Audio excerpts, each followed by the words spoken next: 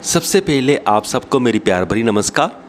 आज मैं आपको कहानी सुनाता हूँ राबिया जी की, जो एक सूफ़ी मिस्टिक थे। एक बार हसन राबिया जी के पास जाते हैं और कहते हैं कि मैं आपसे स्पिरिचुअल डिस्कशन करना चाहता हूँ और वो हम डिस्कशन करेंगे पानी के ऊपर चलते चलते। चलो कहीं समुंदर पे जाते हैं, वहाँ पे पानी पे चलते हैं और साथ में डिस्कशन करते हैं। राबिया जी कहते, हम ऐसा क्यों ना करें, पानी को छोड़ो, हम बादलों पे जाते हैं, आसमान में जाते हैं और बादलों पे चल के स्पिरिचुअल डिस्कशन करते हैं। हसन घबरा जाते हैं, वो कहते हैं अरे बादलों पे चलना तो मुझे आता नहीं। फिर राबिया जी कहते हैं मुझे भी नहीं आता, पर मेरा पॉइंट ये है कि हम यहाँ पर धरती पे बैठ के स्पिरिचुअल डिस्कशन क्यों नहीं कर सकते? क्यों हमने पानी पे ही चलना है या बादलों पे ही चलना है? तो उनके दिमाग में वो बात आ गई।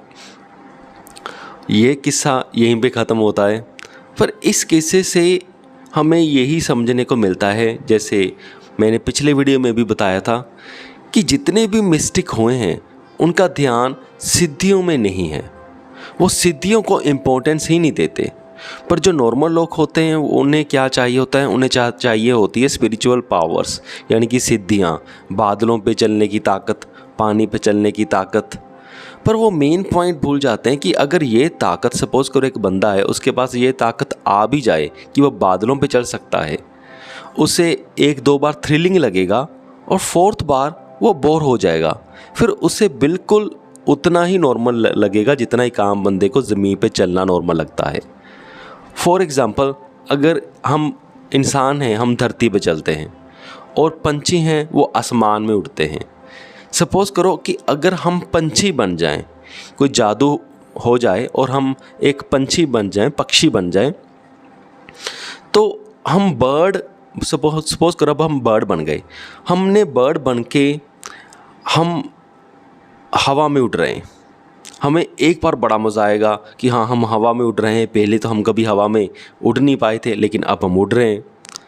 पर जब हम बर्ड बन के एक बार उड़ेंगे मज़ा आएगा, दो बार उड़ेंगे मज़ा आएगा, लेकिन जब हर रोज़ उड़ेंगे फिर हमें इतना नॉर्मल लगेगा, हमें ऐसा लगेगा कि यार इससे क्या क्या बड़ी बात है, तो ये तो नॉर्मल है, सारे बर्ड्स हवा में उड़ रहे हैं, एक मैं भी उड़ रहा हूँ, तो इससे क्या हो गया।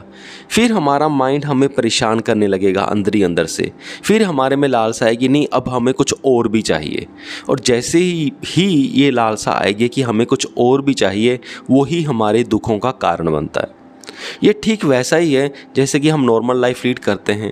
पहले हम एक बाइक ले लेते हैं, खुश हो जाते हैं, फिर कुछ दिनों के बाद हम कहते हैं नहीं नहीं अब कुछ और भी चाहिए, बाइक तो सभी के पास है। फिर हम छोटी गाड़ी ले लेते हैं, फिर हम थोड़े टाइम बाद बोर हो जाते हैं कि नहीं नहीं गाड़ी तो सभी के पास है। फिर हमें महंगी गाड़ी चाहिए। तो और ऐसे ऐसे हमारी डिज़ायर्स बढ़ती रहती हैं और इन चीज़ों से कभी भी हमें इनर पीस नहीं मिलती, मेंटल सेटिस्फेक्शन नहीं मिलती, चाहे हम 20 लाख की गाड़ी ही क्यों ना ले लें। क्योंकि जब वो भी हमारे पास आ जाती है कुछ दिनों के बाद, फिर हमारा माइंड हमें परेशान करने लग ही जाता है। ये बड़ा नॉर्मल है। और यही सीन चलता है सिद्धियों के पास। जब एक सिद्धि आ जाए कुछ टाइम अच्छा लगेगा, बाद में बोर हो जाओगे, फिर हमें एक और सिद्धि भी चाहिए, फिर हमें एक और सिद्धि भी चाहिए, और ये ऐसे सर्कल चलता रहता है। मुझे पूरी उम्मीद है कि आपको मेरा पॉइंट समझ में आ गया होगा। इस वीडियो को यहाँ तक देखने के लिए आपका बहुत बहुत धन्यवाद।